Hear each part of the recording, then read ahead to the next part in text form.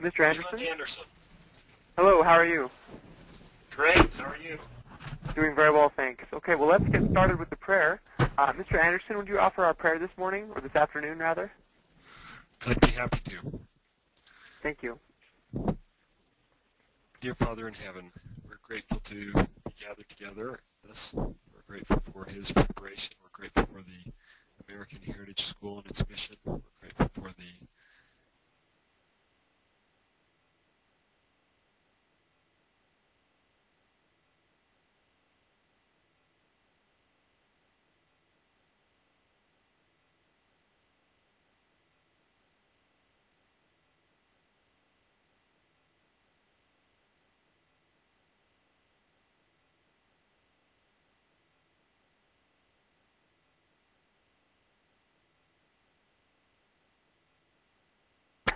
And welcome, Walter. Walter, are you with us? Yes, I am here. Well, wonderful. Well, I'm so happy to have all of you here today. We have a really exciting class. I was so excited as I prepared for it, and I'm really looking forward to sharing it with you. So today we're going to discuss James Harrington, the Commonwealth of Oceana. As you may have gathered, as I mentioned before, Harrington was not the greatest prose stylist. I don't know if any of you took issue with his sentence fragments or the confusion of his prose, but he has some wonderful ideas. He was a great thinker, perhaps not a great writer, but let's learn a little bit more about him here today as we jump into some context. Okay, and I have clicked, and hopefully the screen will advance here. Okay, there we go. So here's a picture of James. Once again, another good looker. He's got great hair, as it seems like they all did back then. I wish my hair were as full as his.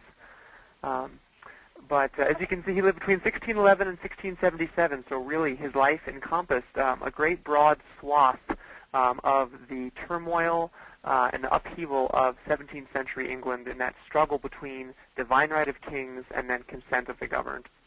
And he would situate himself in that struggle, as we'll see today. Well, he was a soldier. He was a philanthropist. It was actually very interesting. In researching about him, I've learned that he would give money to Parliament. He would give money to the king.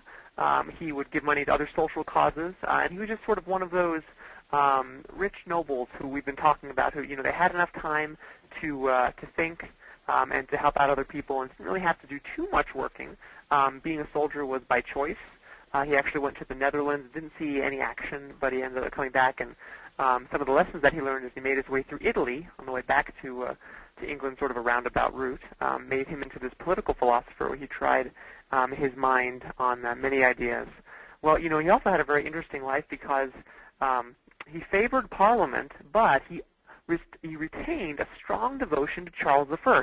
It's actually very interesting. He went around with Charles I. The families had connections, and he ended up working as a royal groom, so taking care of the king's sort of personal items, taking care of his personal hygiene and welfare, and did that for a time. And so he was actually a supporter of Charles I personally, even though politically he favored Parliament during the English Civil War. And so it's interesting because after Charles lost his head, and there's some stories that they're very hard to prove, but some of them even place Harrington on the scaffold with Charles I when he lost his head there as a supporter to the last of someone who cared about him and didn't want this to happen. It's very interesting that I remember Wendy was asking last time about, well, did people support Milton's thoughts about just taking out a tyrant, this tyrannicide? And well, Harrington was definitely one who did not. He believed that he should have been treated much more humanely than he was. Anyway, but following the beheading of Charles I, Harrington sits down and he starts writing. And he starts writing about a utopian plan for Cromwell's Commonwealth, this new government that would replace the monarchy of Charles I. Well, he had lots of problems with Cromwell, who didn't like Well, he was suspicious of Harrington for a few reasons. Of course, not the least of those was his personal devotion to Charles I. But also, Cromwell took Oceana, this work that he worked on here, as a personal affront, because in many ways Harrington made it a political commentary on how life should be better under Commonwealth rule rather than what it was turning into. Anyway, but he created this fictional Commonwealth known as Oceana, and so he titled his work The Commonwealth of Oceana, even though Cromwell at first tried to censor it, wouldn't let it be published. Eventually, after some pleas to one of Cromwell's daughters, the work was eventually published in 1656, interestingly enough, with a new dedication to none but Oliver Cromwell. So a little bit of a twist there. So there's some context for you. What I want to do now is I want to jump into our 4Ring, now that you know a little bit more about James Harrington. And here's the first question for the class. Can you reason the definition of a commonwealth? What is a commonwealth?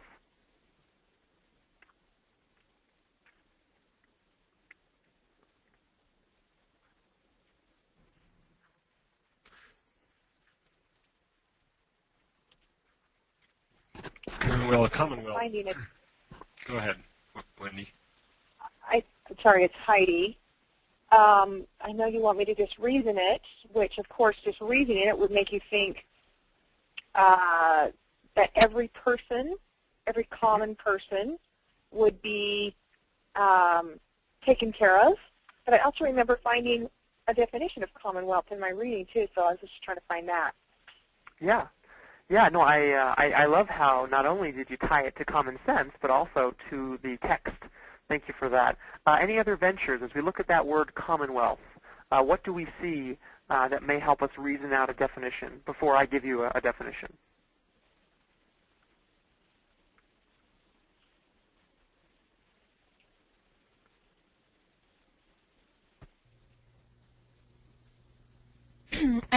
I'm wondering, just looking at the word, because the definition doesn't necessarily say this, but whether everyone holds their wealth in common, something like the United Order, which would be a voluntary sharing of wealth, or communism, which is an involuntary sharing of wealth. Mm-hmm. Yeah, that's a very interesting interpretation. I love what you did looking at the common and the wealth parts of that word and doing that reasoning. That was really interesting.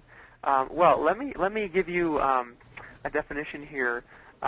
You know, I think as you look, you'll notice that a lot of your reasoning is in there, as well as there are some parts that perhaps are a little different. So this is from the 1828 Noah Webster Dictionary that talks about a commonwealth being properly a free state, a popular or representative government, or a republic. And remember, in a republic, who is sovereign in a republic? Do we remember? The people. The people, excellent, right? Going along with the popular or representative government. So the people are sovereign in this type of a free state. And then also, this gets back to sort of what we were grappling with a little bit in our reasoning in terms of what does that common mean and what does the wealth mean? Okay, the word signifies strictly the common good or happiness, and hence the form of government supposed to best secure the public good. So this was a politically charged term in the 17th century. This was, you could think of it as another term for the utopian republic that proved ever elusive. You could think of it as another term for basically it's just the best government that we could think of. It was a commonwealth, right? That's what they would call it back then. And if we also look at wealth, a lot of times we're sort of drawn away by the modern definition of the word wealth, but in wealth is the word weal. And weal means prosperity, happiness, or public interest. So in this sort of republic, in this type of free state, it was a state that would allow for the best exercise of common happiness, interest, and prosperity. So when he's writing about this Commonwealth of Oceana, that's the type of commonwealth that he's thinking of. Okay, well, here is the next question. Now, this will take you to your readings, and I am very curious to see what you might be able to reason from those paragraphs that you read. Let's try to reason the answer to the question of what would Harrington say is the determining element of power in a state? What do you think? Who owns the land? Oh, who owns the land? Okay, I like that. And where do you get that interpretation? I love it. It's a great one. Is there a sentence that stuck out to you, or is that just more of an overall impression? Well, yeah, in the second paragraph, the second sentence, it says dominion is property, whether real or personal. Mm-hmm. So depending on, from what I got, it was depending on if they lived out in the country, it was their land. If they lived in the city, then it was more their trade. Mm-hmm. Great. I love that. I love what you say about property. And just so you know, that's definitely what Harrington said, that he thought, anyway, about the determining element of power in the state. Now, if we step back for a second, try to ask ourselves and reason why property might be a determining element of power in a state, we need to go to try to reason that out to the first paragraph in terms of what Harrington would think about it. So if you go to the first paragraph of your reading, which is the one that starts with "to begin with riches," can you find a section in there that talks about one reason why Harrington felt that property was a determining element of power, meaning who held the power in a state? Yeah, you have to be able to feed yourself. I'm sorry, I couldn't hear that. Could you say that one more time, please? I said you have to be able to feed yourself, grow your food. Mm-hmm. Mm-hmm. That's right. So, and it's interesting, too, there's a distinction between feeding yourself and who does Harrington talk about in terms of who's doing the feeding? What does he say? Well, the last sentence I loved. If a man thus feeds a whole people, they are under his empire. So whoever controls the food controls the people. Okay, right? Very interesting, isn't it? Who controls the food or who has the land to feed the people, right, will be able to control an empire. This is real interesting. What thoughts come to your mind as you think about that notion?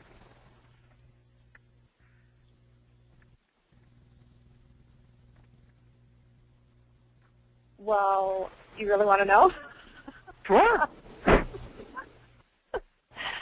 Oh, I just couldn't help thinking how much control is getting put on us today. And even I started thinking about the welfare system and how I think our country is trying to make the welfare system look more and more appealing to people so they become dependent on the government for their food and everything they have. So that we want to support the government and thus support socialism. Yeah, Heidi, thank you for that relating to present day circumstances. I really appreciate your keen observation there. It's a wonderful way to relate. Well, I want us to think about something here because it strikes at sort of the heart of this question about power and the state and prosperity and wealth, property here. I want to relate Jacob 2:17 through 19 to Harrington's views about a ruler's or a state's riches or property. So let's have someone read 17, 18, and 19. And as that person reads it, let's try to all think about how Harrington's views relate to a ruler's property or a state's property. Who would like to read that for us?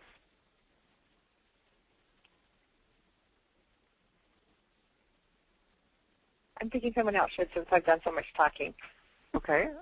Maybe Mr. Anderson, Walter, or Wendy?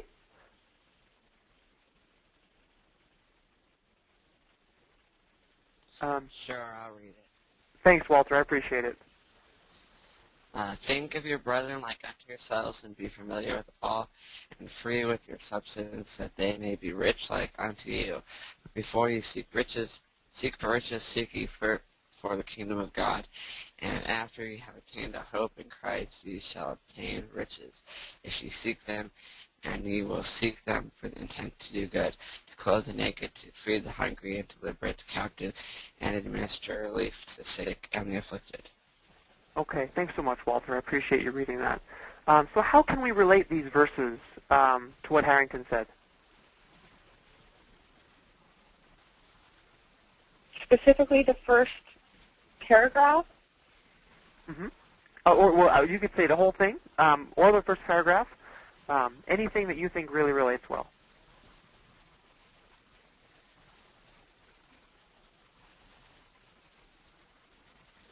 Well, I would say that he's right, that riches and property determine power in this celestial world. Mm-hmm. But these verses are trying to get us to move out of a celestial way of thinking, Mm-hmm. where money doesn't mean power. It Mm-hmm. means the opportunity to enrich other people. Yeah, that was very well said, Wendy. Thank you so much for that. Any other thoughts? Well, I think in what Harrington is saying, he's saying that the rulers are using food as a weapon to control people. And in Jacob, it's talking about using food as a tool to aid people. Mm-hmm.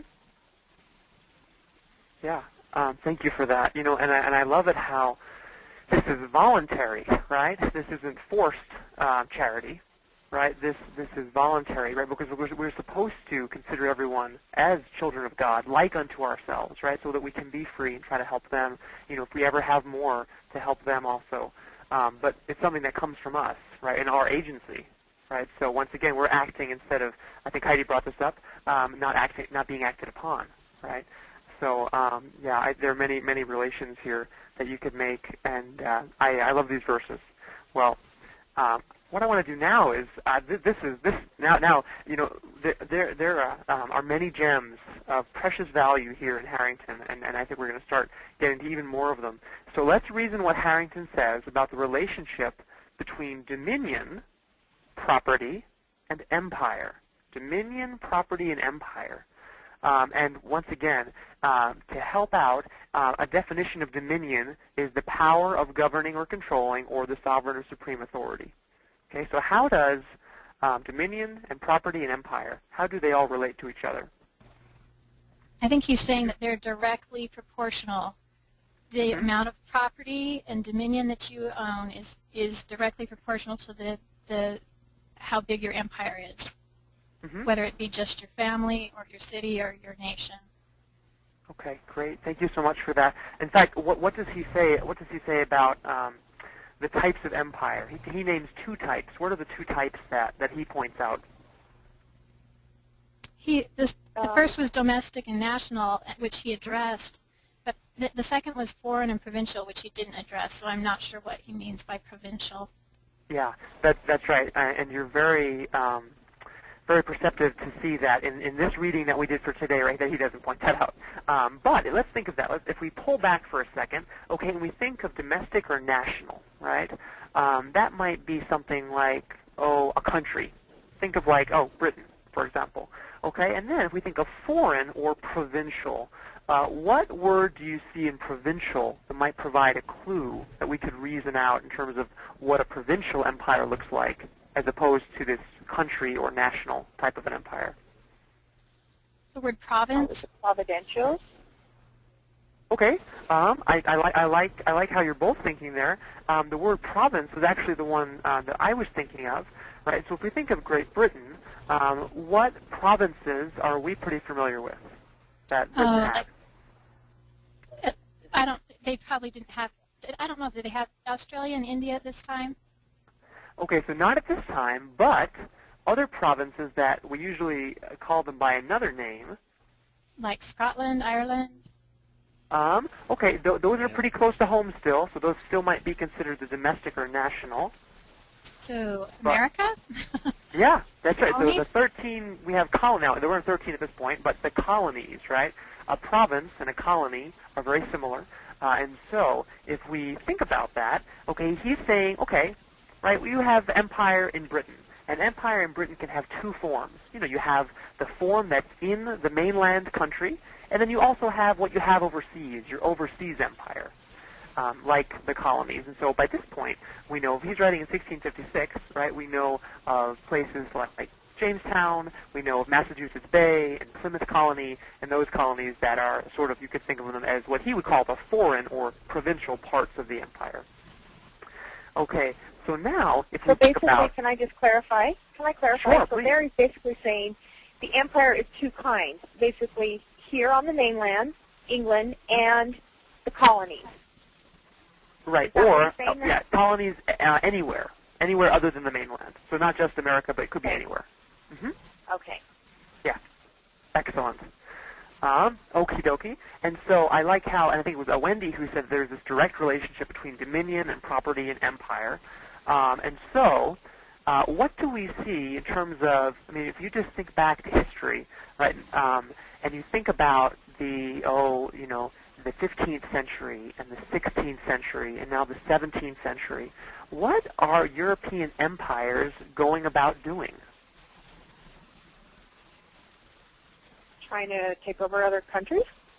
Yeah, trying to gain more land, more property, more dominion, because that would enlarge the empire, right? Give them a greater ability to, you could either think of it as feed people or use people, right? Or basically make themselves richer, more powerful, more of a force in comparison with neighbors, right? And so you have all this lust for land that is occurring in the 15th and the 16th and the 17th centuries, right? What's known as the age of exploration, right? The age of colonization, this age of empire and spreading empire through acquiring land. And so battles are fought over it to gain territory. I mean, just think of the game of Risk. I don't know if we have any Risk lovers out there, or Risk haters, or somewhere in the middle. But think of the game of Risk, right? That's what Harrington is saying. He's saying, okay, right now in Europe, life is a game of Risk. And we have all these empires struggling for more territories. Okay, well, that takes us then to another very interesting question. Oh, sometimes it freezes. Just bear with me 1 second. It'll change. Okay, there we go. Now, this is where things get really fun. Okay, reason what the following diagrams represent from Harrington's thoughts. Take a moment to study these three diagrams. What do they represent from Harrington's thoughts? Oh, I think I get it. Did you get it? The three-fourths of the rulers own three-fourths of the land, and so therefore most of the power versus is, I don't know, 50% versus 0%. Is that it? Yeah. No, you are hot on the trail. You're hot on the trail. So what paragraph are you getting this from? Oh, where he talks about 3 parts in 4 in the third paragraph. Mm-hmm. And then the second, that's in regard to absolute monarchy.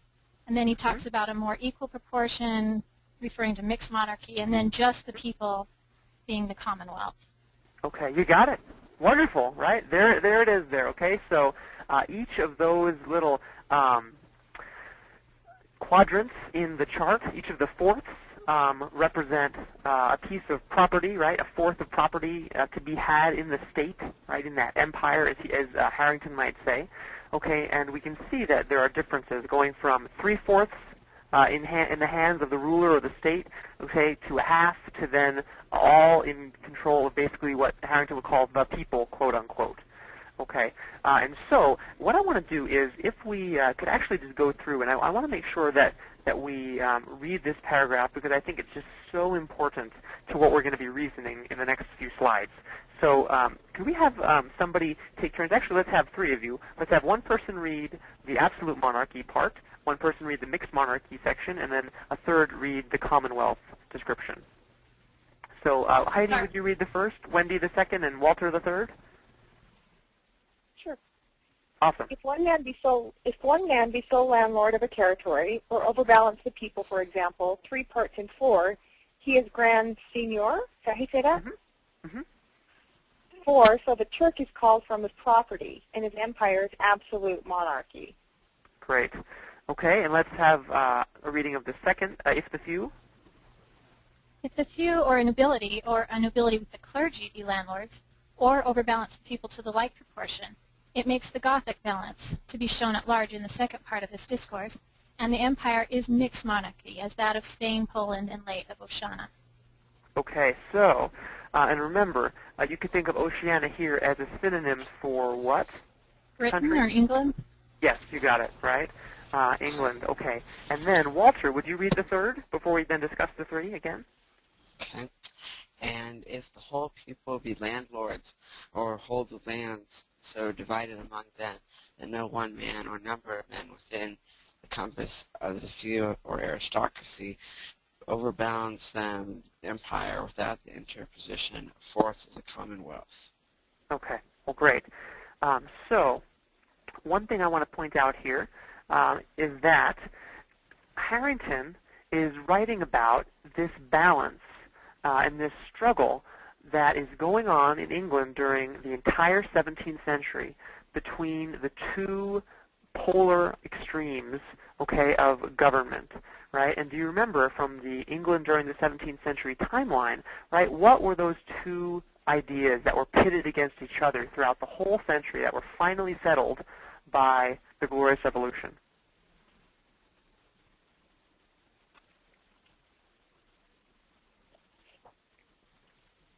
Two ideas of how to govern. The divine right of kings? That's the one. So divine right of kings on the one hand. Versus the power of the people. Great. You got it. Versus power of the people or consent of the governed on the other hand, right? And so we can see this being played out here within Harrington's words. He's basically saying, yeah, it basically is ruler versus ruled, right? That's the kind of world that we live in, right? Because the ruler preys upon the ruled, okay, and the ruled are always trying to gain their rights back from the ruler, right? And we'll get into more political theory in terms of actually how the people have ownership of their government and that sort of thing as we continue talking about people like Sidney and Locke. But so far in Harrington, right, he can clearly see, yeah, we have ruler and we have ruled, and they're fighting against each other in terms of how to best govern.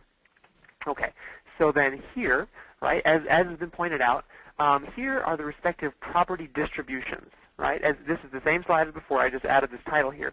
So think about property distribution. Now this isn't, I want to point out that Harrington's not talking about state distribution of property. He's not talking about any sort of socialism or anything like that. He's just talking about if you really look at the lay of the political land, right, the lay of the property holdings, right, this is how it will shake out in an absolute, a mixed, and then a commonwealth. Okay, and so one of the things that I think is important to pull back and just ask ourselves is, why don't we like the first two? Why don't we like the first two scenarios, meaning the absolute monarchy or the mixed monarchy in terms of property and property distribution? The people don't have as much control over what's going on. Yeah, the people don't have as much control.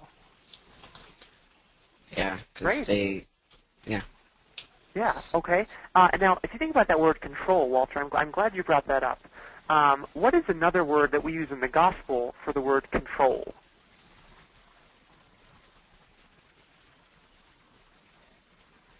If you think about the type of control that they have. Are you talking about force? Not force. I'm actually talking about a gospel principle that is very closely related to what Walter was talking about in terms of having the ability to control one's own life. What do we call that? So agency? You got it. Agency, like an agency? Right? Okay.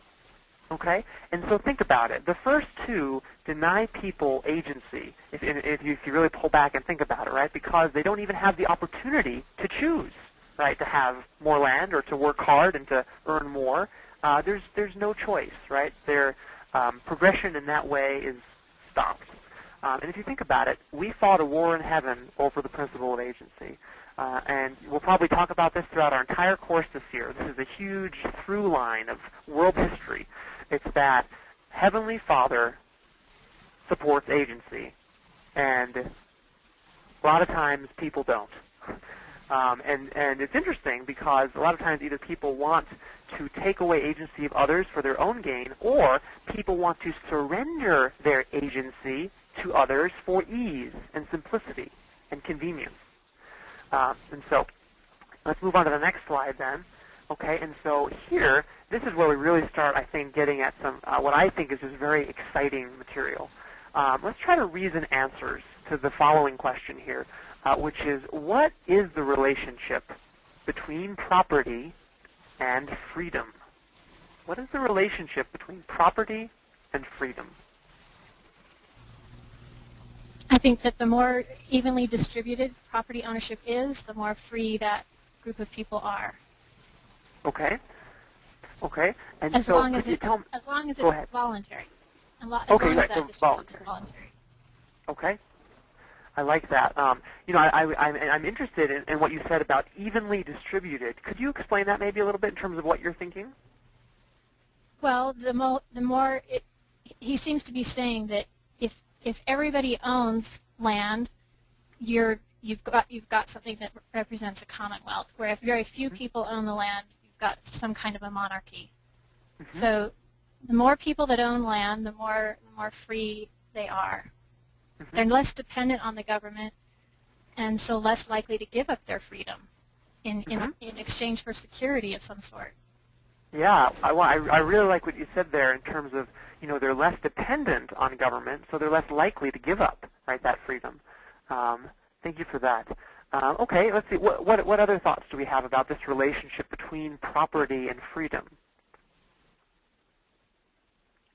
Well, I've always thought of the need to have property was because it gives us the ability, I guess it's kind of like what Wendy's saying, it gives us the ability to take care of ourselves. Mm-hmm. And without being able to take care of ourselves, we aren't free. We're dependent. That's right. Going once again back to that great scripture from 2 Nephi, I think it's 2:26. Okay, talking about the freedom to act versus being acted upon, right? And it's interesting because if we think about the atonement of Christ, isn't that one of the great gifts that it gives us, right? Because without the atonement, right, we'd be lost, and it really didn't matter what we did, right? Because we'd all had imperfect bodies and imperfect spirits, and there'd be no way to get back. But now that we have the freedom through the atonement to repent, choice actually matters. Right? Our actions actually are contingencies that if we repent, if we follow the gospel plan, that we can, through the grace of Christ, right, have that ability to choose and make choices that will actually affect getting back to Heavenly Father. Right? And of course, it's only through Christ that we have that freedom, but nevertheless, because of Christ, we are able to act. So, wonderful principle there. Thank you for bringing that up. What about the relationship between property and freedom if you were to talk about it in terms of those three models of government?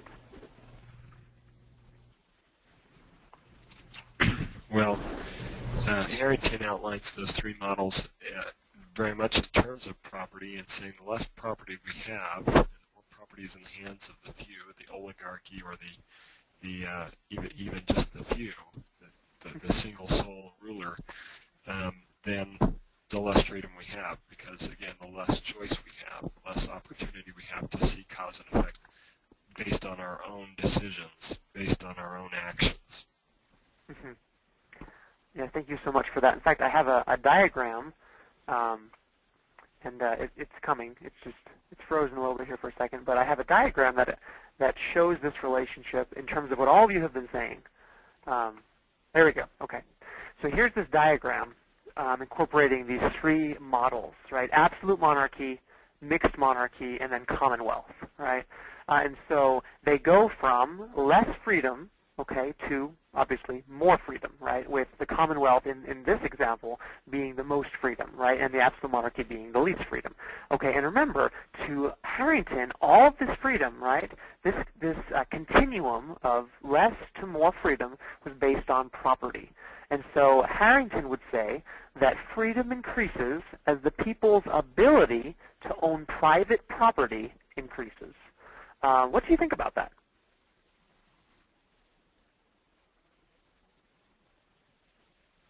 Is this where the founders got life, liberty, and property from him?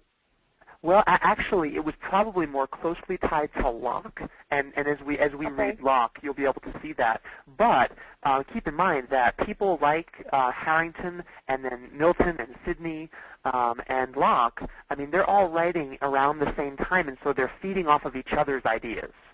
But as we'll find out, this idea of property and this conception of a commonwealth is actually part of what's known as the Commonwealth ideology, and it's something that men like Harrington and Locke and Sidney prescribed to, and they were all part of, and their ideas all fit into this Commonwealth ideology. And so they do share a lot of the same things. And so you could say that maybe Jefferson read Locke a little more closely, and perhaps the actual phrasing of the three, that triumvirate, life, liberty, and pursuit of happiness, or life, liberty, and property, could be more closely tied to Locke.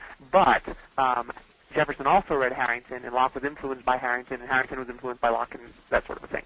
And so they do have many similarities. That's a great perceptive question there. What else do we think about this frame of the slideshow? Well, it goes back to paragraph 1. He who wants bread is the servant that is his servant that will feed him. So the reverse is true. If you own property and can make your own bread, you don't have to be a servant to the person who does. Wonderful. That is an exceptional piece of reasoning and then relating it back to the text there. Thank you so much for that. Well, I have some neat quotes that I want to share with you here.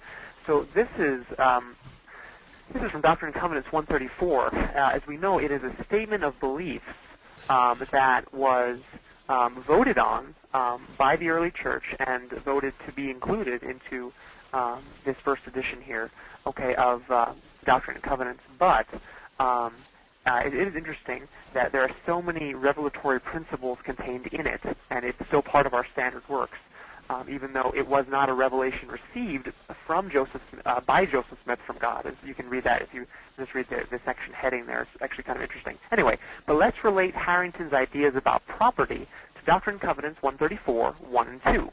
And so, Mr. Anderson, would you read 1 and 2 for us, please? Sure. We believe that governments were instituted of God for the benefit of man, and that he holds men accountable for their acts in relation to them, both in making laws and administering them for the good and safety of society. We believe that no government can exist in peace except such laws are framed and held inviolate as will secure to each individual the free exercise of conscience, the right and control of property, and the protection of life. Okay. So how could we then relate Harrington's ideas about property to these scriptures?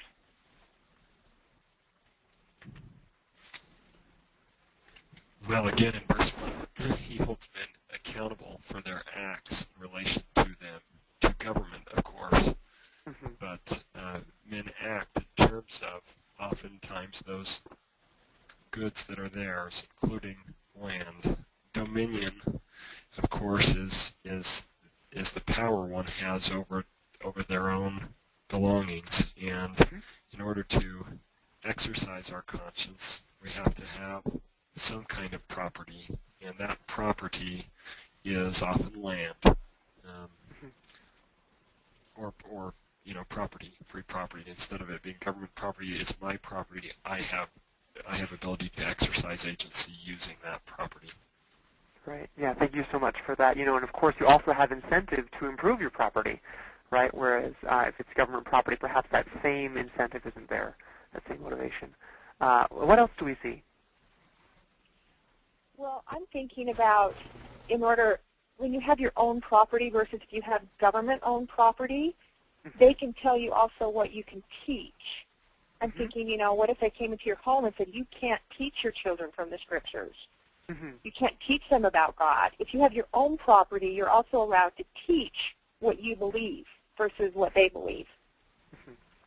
Yeah, that is a very interesting observation. I mean, I was actually, as you were saying that, I was just imagining, I don't know, some state group, and I'm not talking about any specific state group, but just in a hypothetical situation. What if some state group, came in and they saw this slideshow that here I'm doing with you on this distance class, and they realized that I was teaching from the scriptures, right? And they just, hauled me off to jail, right? But that's not going to happen here because I am on private property, right? We're in a private institution. American Heritage is a privately owned entity. It's not a state institution. It's not a state school. And so we do have this blessing, this tremendous blessing to be able to teach out of the scriptures. And I'm grateful for that today, right now. So thanks for pointing that out. Let's see, what else? Go ahead. I think these verses also, in addition to saying that the right to own property is necessary, it's telling us that it's our job to elect people who will uphold the right of property in addition to the other two rights. Yeah, thank you so much for that, right? Because we do believe that it says that no government can exist in peace, right, except such laws are framed, right, and held inviolate as will secure those things, right? And so we have to make sure that government's doing that. Thank you so much for that. What about property? I just really love the phrase about property here. What is that specific phrase that directly relates to property here in the second to last line, and how does that relate to Harrington's ideas?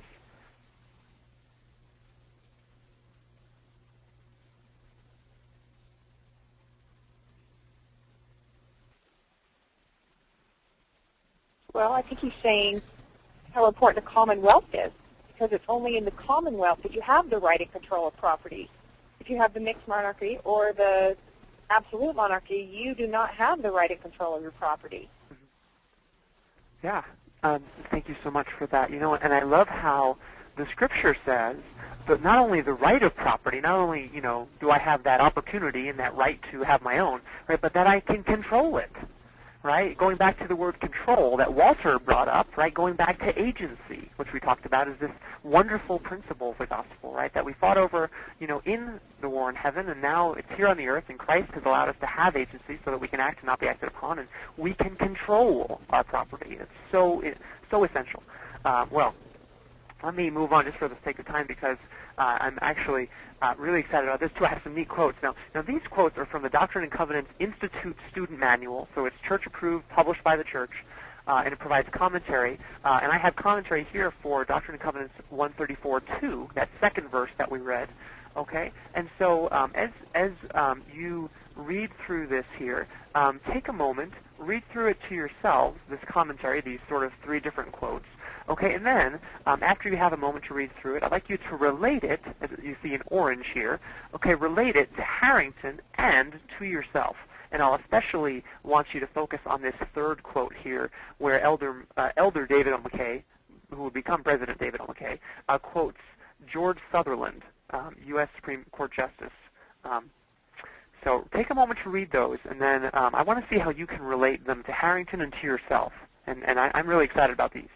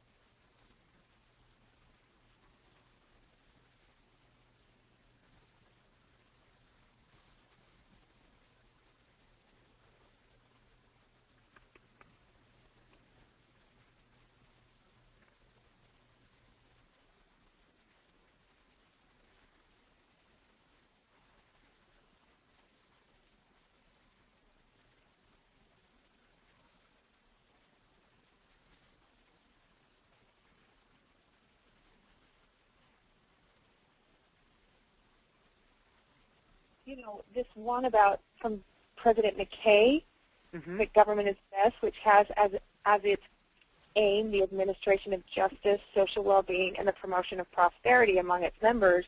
I read on and read the rest of this article. Yeah. And I found the rest of it to be quite fascinating also. And especially, let's see, we read the first four, so if you go to the sixth paragraph, it talks about that the difficulty yet remains, because how do you make government that's going to work for everybody? And it talks kind of about the natural man, and that they have, if they only have their self-interest at heart, how it does not make a good law, and that you have to come to what is for the well, it says that will give himself decency and the common interest. So take up that with regards to the common good or interest. And I find in talking to people that a lot of times, whether they think they don't even reason from the point of whether a law is good for the common interest. They only reason from the point of whether it's good for them individually, not as a whole. Mm-hmm. And so I find it interesting here with what President McKay is saying. Yeah, thank you so much for that. Excellent relating. Any thoughts, any other thoughts, maybe about the third paragraph? He seems to go a lot further than Harrington. I don't get the sense from reading this little bit of Harrington that he recognizes life, liberty, and property as sacred, unalienable rights, number one, mm-hmm. and two, that they're all essentially one right. Mm-hmm. Yeah, thank you for that. You know, there's a quote here that I just absolutely love it, and this is one that I've come back to time and again. Right, you're talking about the one right here. The three rights are so bound together as to be essentially one right, and then George Sutherland, quoted by David McKay here, Elder McKay at the time, to give a man his life but deny him his liberty is to take from him all that makes life worth living. To give him liberty, but to take from him the property which is the fruit and badge of his liberty, is to still leave him a slave. And I think there's just so much in there to think about. It's really just so profound. I'm not sure if you've seen the quote before, but it's just really a wonderful one. Walter, do you have any thoughts about this quote here that I have highlighted?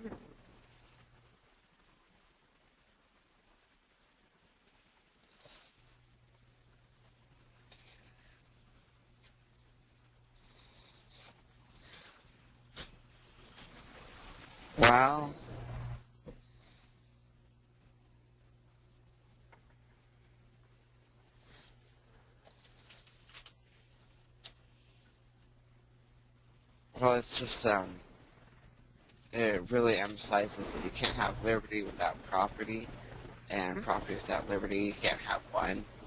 But, well, you could have one, but then the other one wouldn't mean anything. Mm-hmm. And so, you need both of them to make a difference. Yeah. Thank you so much for that. I really appreciate it. Well, let's just in the few minutes we have remaining, I just want to talk about one more slide here. And as soon as it clicks over, there we go. Okay, so this is what I was talking about before in answer to, I think it was Heidi's very perceptive question.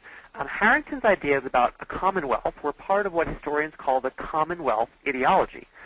Historian Frank Fox, taught at BYU for years and years, just retired a few years back, explained the following about how the ideology related to property. And so could I have someone read this quote? Because this, I think, will tell us a lot about people like Harrington and Sidney and Locke and Milton as well. I'll read it. The Commonwealth Thanks ideology led to a fierce occupation with independence. Everything depended on it. The true patriot must think his own thoughts, chart his own course, and be beholden to no one. Furthermore, he must be a man of property, for property alone could guarantee his personal autonomy. This explained why the Commonwealthmen were so distrustful of taxes. The power to tax was the power to take property away, the power to destroy independence. Parliament alone should exercise that power, because Parliament alone represented those who would have to pay. Okay, so I think this is a really neat quote, and it just sums up this very amazing ideology here. So how do we relate this quote to ourselves? Well, quite honestly, it's puzzling to me because I'm substituting Congress in for that Congress should be the one that has that power because they represent those who have to pay, mm-hmm. and yet Congress is just passing more and more laws all the time that raises our taxes. Mm-hmm. So I understand what he's saying, but it doesn't seem like it's really working like that anymore. Right, yeah. So you're saying that, from the time when you had a king and a parliament to today and the structure that we have in terms of government and representation, that things are pretty different. It feels like it. Mm-hmm, yeah. It doesn't feel like the congressmen are, maybe because they don't pay their taxes, I don't know. Oh. But, well, at least we know of some in government who haven't. But, it just, I mean, yes, ideally it's true. They are the ones that are representing those who have to pay, and they have to pay also. Mm-hmm. So I guess it's the best way to do it, but when corruption sets in, then it just becomes a mess. Sure. No, I love what you say, and I think it's interesting, too, because, I mean, if you think of it, I mean, I would rather, even though it's not a perfect situation, I would rather have people I vote for and I can vote out making laws about taxes than a king who is ruling by divine right, quote unquote, and I can't do anything about it. Right, and so that's sort of what the Commonwealth meant. We're saying they're like, okay, listen, if we have to choose between the king levying taxes for his own whims, right, just according to whatever will he has on a certain day that he wants to impose on others, they said, well, we'd rather have Parliament because then we can vote them out if they start doing things that are bad. And so that's sort of where they're coming from. But yeah, once again, remember, they were distrustful of any taxes, right, because taxing takes property away. Right, which, as they would say, destroys independence, right, and which is so important because property, as it says, property alone can guarantee this personal autonomy, this ability to feed yourself so that you're not beholden to anyone else. And so this is, really interesting ideology, all about independence and how you can keep your own independence, and it's about your own property and not having others take it away. And so, Harrington was a huge part of it, and so many of the founding fathers of our country would go back to Harrington time and time again for a discussion of property and why it was important. Anyway, unfortunately, our time is up for today. But I was really excited about the conversation today. I thought it was just incredible. So thank you all for your wonderful reasoning and relating. I'm really just inspired every time we have a class because it gets me thinking about all these great ideas, and I go home and think about them and talk about them with my wife. And so I hope you're able to talk about these ideas with your families too, because I think they're pretty neat. So then I will see you then on Monday. And so you can read Sydney for Monday. There's some questions there online for you. And I will see you on Monday then. Actually, I'll see you at your tutorials first, but I'll see the whole class on Monday. Well, can I just add one quick sentence? Oh, please do. As I've read the scriptures looking at taxes, scriptures about taxes, Mm-hmm. they start to say that taxes are grievous when you hit the 20% range, and then it goes up to the 50% range being unbearable. And Americans, although they don't know it, are at a 40% range right now. It's if you add in all the city and municipality taxes and local and national and state, everything, we're at about, I'm thinking of a 33%, somewhere high 30s anyway. Just a thought there. Yeah, no, that is an interesting thought. I'm sorry, did somebody say something else? There's a lot more to talk about. No, definitely. I think this is a... Oh, go ahead. I said the trick is hiding. The Lamanites or the Nephites were really aware that they were being taxed at whatever level, 20 or 50%. The trick now is hiding that level from the people so that people aren't aware at what level they're being taxed any longer. Right. So you're saying that the Commonwealth men might have a problem with what's going on today? I think we're in a grievous situation. Okay, well, on those springboard thoughts that lead us to greater heights of intellectual inquiry, we will sign off for today, and I'll see the whole class on Monday, and I'll talk to both of you in your tutorials then. Thank you. Okay, have a great day. Thanks so much for everything. Okay, bye. Bye.